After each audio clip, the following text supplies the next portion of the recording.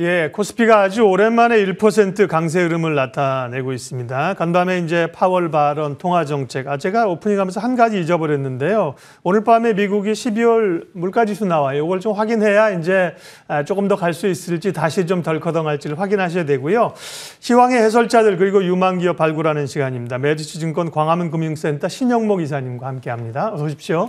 안녕하세요. 우리 신 이사님은 특별히 이제 좋은 우리가 이제 히든 기업, 숨겨져 있는 가렵을 발굴해 주시는 쪽에 강점이 있으셔서요. 시황 얘기를 그래도 먼저 좀 해야죠.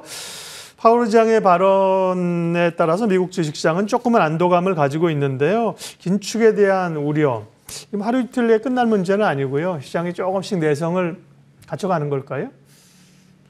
좀 아쉽지만 네. 우리나라 국내 주식으로 봤을 때는 네. 물론 이제 센치를 회복하는 건 상당히 좋다고 봅니다. 왜냐하면 이제 하단을 잡아줄 수 있는 발언이고 어떻게 됐든 간에 미국 증시가 좀 단단한 흐름이 나와야 우리나라 증시도 이제 좀 단단한 흐름이 나올 수가 있는데 일단 우리나라 증시는 지금 수급적으로 약간 별개의 지금 미국장과는 전혀 좀 별개의 지금 흐름으로 가고 있기 때문에 네. 너무 이제 이런 파월 의장의 어떤 좀 매파적인 발언에서 약간 원한 발언으로 갔다고 해서 너무 기대치를 지금 높이면은 좀 이 상반기 이 1월 장이 굉장히 힘들어질 수 있다고 보고 있거든요. 그렇기 때문에 여전히 저는 좀 1월 장은 좀 보수적으로 좀 접근하시는 게 좋겠다. 그러니까 이렇게 이제 지수가 반등이 나왔을 때 네.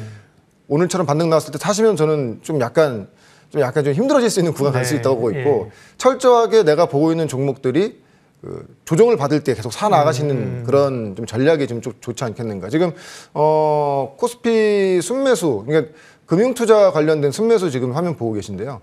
다들 아시겠지만 작년 12월에 금융투자에서 개인들의 양도차익 물량을 받아서 소위 말해서 이제 단기적인 매매를 위해서 들어왔던 물량들이 네. 지금 이제 코스피 같은 경우에는 지금 저게 대략적으로 12월에 한 4조 정도가 들어왔고요. 1월에 딱 보면 정확히 3조 5천억이 지금 나왔습니다. 지금 보시는 바치 금융투자 쪽에 저기 3조 5천억이거든요. 거의 다 나왔다고 보시면 돼요. 코스피는 다행히도 거의 다 나왔고. 그래서 이제 1월 초에 또 장이 이렇게 심하게 밀린 구간에 보면은 금융투자가 뭐 하루에 막 1조 정도 막 매도 물량이 나오고 그랬어요. 근데 그런 부분이 있는데 코스닥은 약간 좀 우리가 좀 생각해 볼게요. 코스닥은 지금 보시면 아시겠지만 12월에 금융투자 쪽에 들어왔던 그 물량이 한 1조 정도가 됩니다.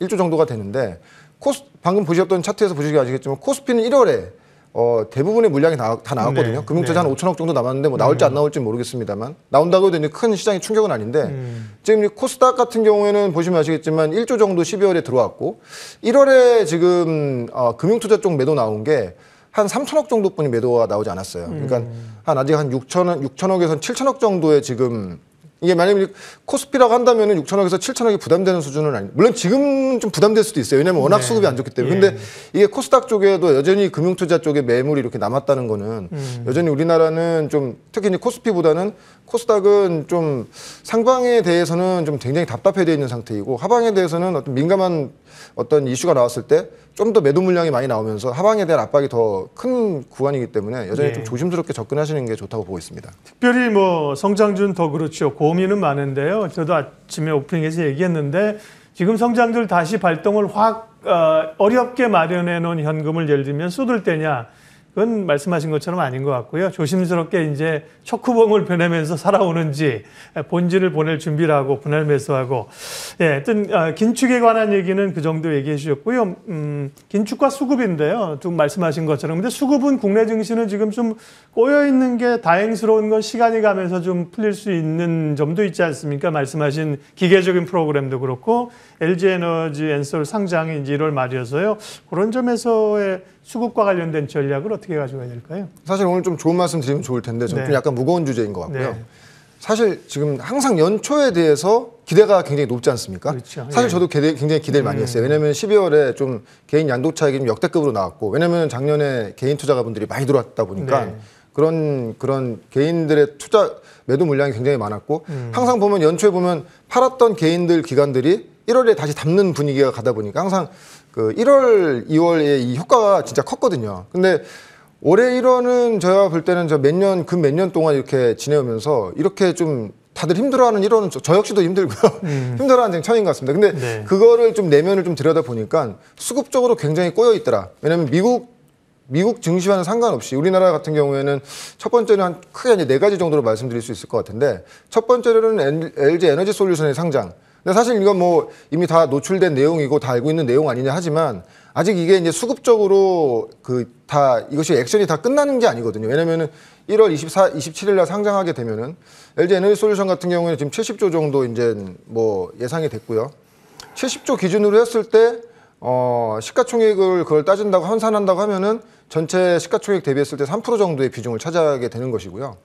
만약에 100조 간다고 하면 이제 거의 한 5%에 육박되는 전체 시가총액 이 전체 상장사의 비율을 했을 때.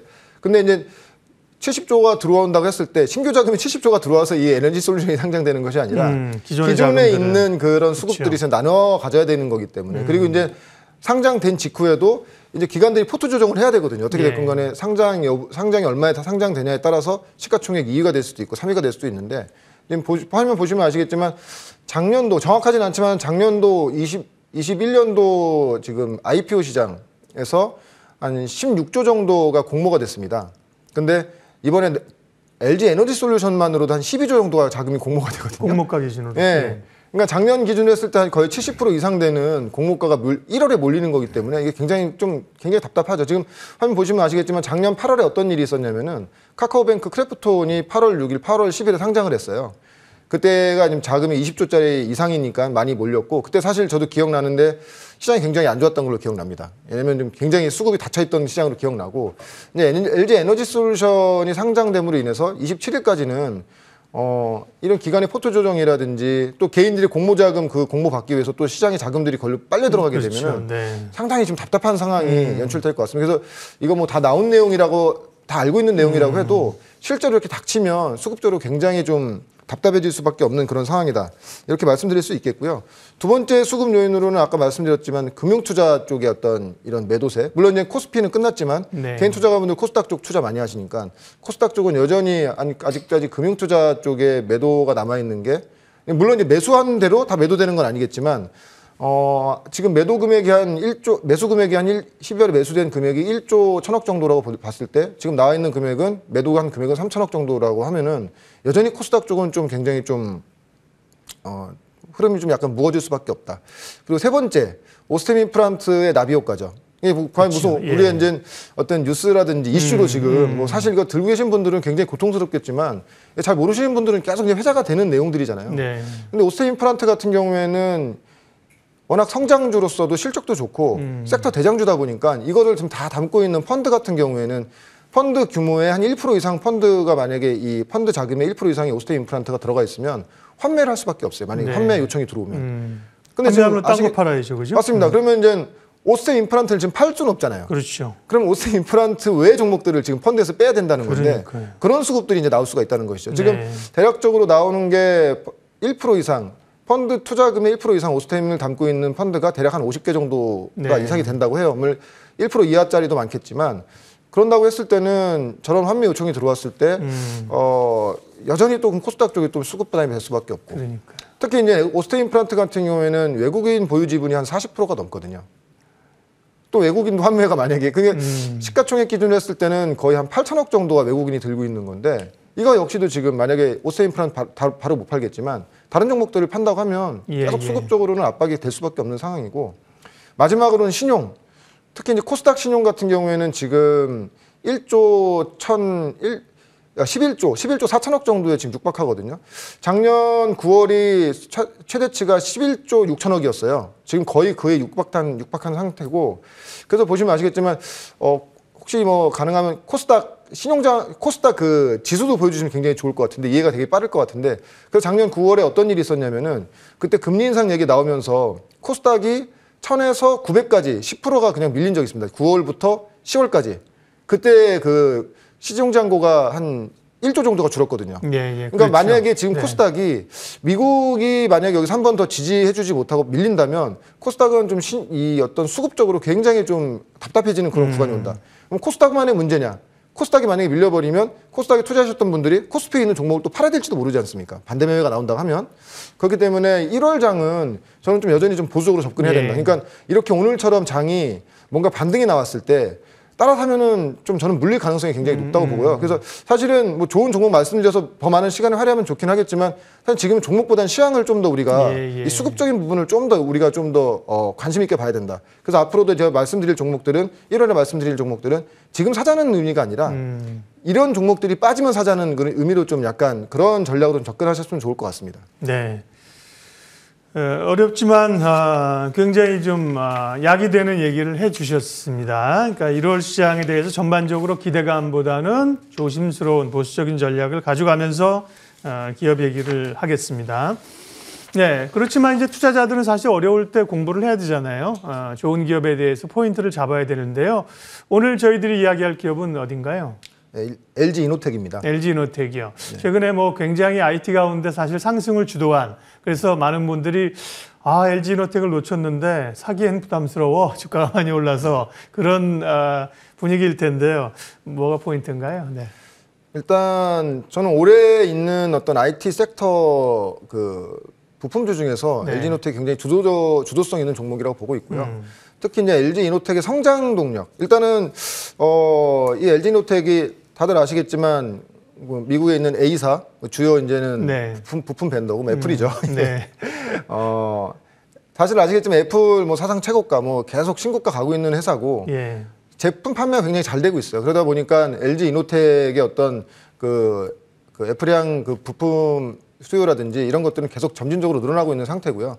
특히 경쟁사 중국 업체가 이제 그 수요를 못 맞추다 보니까 LG 이노텍의 수혜가 굉장히 크게 오고 있습니다. 그래서 보면은 20년도까지 매출이 한 10조가 안 됐는데 올해 한 14조, 작년 기준에 14조 정도, 거의 한 40% 이상 성장하는 그런 모습을 보여줬고, 단순히 이제 애플향으로 가는 어떤 이런 성장성만 본다고 하면 지금 주가는 좀 약간 이제 뭐 많이 올라온 거 아니냐 이렇게 볼 수가 있습니다. 그렇지만 LG 이노텍의 어떤 앞으로의 흐름, 앞으로의 성장 동력을 본다고 하면 결론적으로는 이 소형 IT 기기는 폼팩터의 변화가 굉장히 중요하거든요. 네. 지금은 이제 스마트폰이 주로 스마트폰, 태블릿, 노트북 정도인데 앞으로 아시겠지만 이제 애플에서도 XR 기기 이제 폴더블도 나올 것이고 XR도 나올 것이고 왜냐면은 뭐 또 자율주행도 나올 것이고 왜냐면 XR 같은 경우에는 이미 페이스북, 근데 메타라고 이제 화명을 바꿨죠. 메타라는 회사에서 이 XR 기기 쪽을 먼저 드라이브를 걸면서 지금 북미에서 상당히 인기를 지금 끌고 있거든요. 선정을 하고 있기 때문에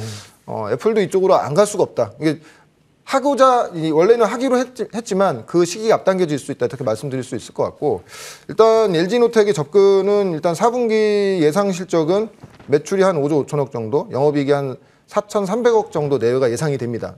약간 이제 4분기이기 때문에 뭐 어떤 비용을 떨 것도 있고 약간 정확하진 않겠지만 왜 4분기 실적을 먼저 말씀드리냐면 지금은 어떻게 됐건가 수급적으로 좀 약간 이 답답한 장이기 때문에 이 예상 실적이 미스가 나버리면 주가가 조정을 크게 받을 수가 있거든요. 그래서 지난주에 보시면 아시겠지만 LG전자가 실적이 약간 4분기 예상 실적보다 미스가 나면서 장중에 한 5% 정도 빠졌죠. 네.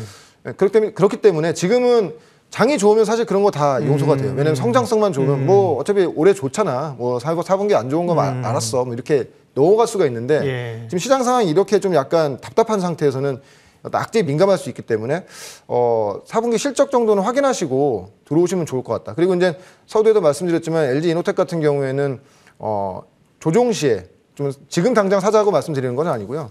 이제 향후에 만약에 지수가 조정받게 되면은 그때 조정 시에 사야 된다고 보고 있고 특히 이제 앞으로의 성장 동력을 본다고 하면은 LG노텍 같은 경우에는 다들 아시겠지만 카메라 모듈이 한 전체 매출의 70% 정도 차지하고요.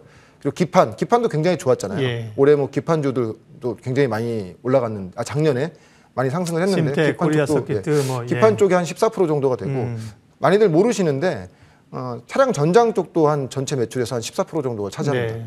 근데 올해 아마 차량 전장 쪽이 하반기에 흑자 전환이 될 가능성이 높아요. 왜냐하면 이거는 LG 이노텍뿐만이 아니라 LG 전자까지. 그러니까 LG 그룹이 이쪽 준비를 굉장히 잘해오고 있어요. 그리고 수주 잔고도 한 10조 정도가 지금 되고 있는 상태이기 때문에 그러니까 XR 기기는 그 어떤 주요 벤더로서 폴더블 폰이나 XR 기기가 만약에 그 새로운 폼팩터로서 시장에 형성된다고 하면은 거기에 당연히 LG노텍이 가장 큰 수혜가 될 수밖에 없고 그리고 차량 전장 쪽 특히 이제 라이다 같은 그 기술도 굉장히 뛰어나기 때문에 차량 전장 쪽도 올해부터 흑자 전환 된다고 하면 그러니까 기본의 본업은 굉장히 잘 되고 있는 상태에서 메타버스 관련된 XR이나 자율주행 쪽, 차량 정장 쪽이 새로운 성장 동력으로 붙는다고 하면은 내년에 예상되는 실적은 한 매출이 한 15조 내외로 보고 있고요. 영업이익은 한 1조 한 4천억, 3천억 정도 보고 있습니다. 올해죠, 올해. 아, 네, 맞습니다. 예, 올해. 저도 헷갈려요. 아직 예, 며칠 안 맞습니다. 예, 됐어요. 올해인데 저도 잘 헷갈리네요. 근데 사실 이렇게 올해 실적 대비했을 때 네. 지금 현재 주가 단위를 본다고 하면은 아주 섹시하진 않아요. 그렇지만 그러니까요. 올해 예. 실적은 지금 XR이라든지 차량 전장 쪽의 어떤 이런 성장이 좀 빠져 있다는 것이죠. 예. 만약에 이 부분이 이 주가에 반영되기 시작된다고 하면은 LG노텍은 어떤 뭐 기존의 어떤 뭐 그 IT 부품뿐만이 아니라 성장성을 갖추고 있는 성장의 어떤 성장주로도 볼 수 있기 때문에 그렇게 되면 사실 이게 항상 회사가 성장하는 구간으로 가게 되면은 프리미엄을 주게 되니까 그렇죠. 10배 이상만 준다고 해도 사실 지금 주가 단위에서는 좀 약간 업사이드를 좀 우리가 좋게 볼 수 있는 그런 구간이라고 보고 있고 네. 다만 지금은 시장이 안 좋은 상태이기 때문에 서둘 필요는 없다. 서두를 필요는 절대 없죠. 예. 네. 지난주에 말씀드렸던 종목들도 또 좋은 매수가가 오지 않았습니까? 네. 예, 그렇게 접근하시면 좋을 것 같고요. 그래서 일단 1차적인 목표가는 저는 한 40만 원 정도 예, 지금 보고 있고요. 네. 뭐 손절가는 한 29만 원 정도 잡고 하신다고 하면은 지금 시장 분위기에서는 크게 부담되는 그런 수준은 아닐 거로 보입니다. 말씀하신 것처럼 단기적으로 뭐 목표가나 손절가보다는 대략 우리가 길게 보면서 좋게 보면서 살 수 있는 기회를 잡아야 되니까 좀 기준점들을 말씀해 주시는 게 좋을 것 같아요. 이 정도 되면 좀 사 들어가고 이 정도 가격에 좀 모으면 좋겠다. 그 최근 저점 네. 오늘 가격은 일단 어떻게 됐건 간에 시장이 좀 반등이 나온 상태이기 때문에 저는 뭐 한 32만 원 정도 네, 그래서 그 정도 이하 구간에서 좀 약간 주가가 조정 나온다고 하면 서서히 모아가셔도 되는 구간을 보고 있습니다. LG노텍이 겁나게 오를 때요. 많은 분들이 와 이걸 왜 놓쳤지? 조정 오면 살 거야. 네, 조정 오면 사기 어렵습니다. 여러분들 실제로. 네. 조정 오면 살 것 같죠. 하루에 5% 빠지면 땡큐 하고 살 것 같죠. 손이 참 나가기 어렵습니다. 그래서 잘 보고 분할하시면 될 것 같고요. 예, 오늘 시황의 해설자들은 메리츠증권 광화문 금융센터 신영목 이사님 함께했습니다. LG노텍 올해 상당히 주목되는 기업이고요. 그것보다는 지금은 사실은 기업보다는 시장 상황을 간과해서는 안 된다. 그 부분을 많이 말씀해 주셨습니다. 신영목 이사님 고맙습니다. 고맙습니다.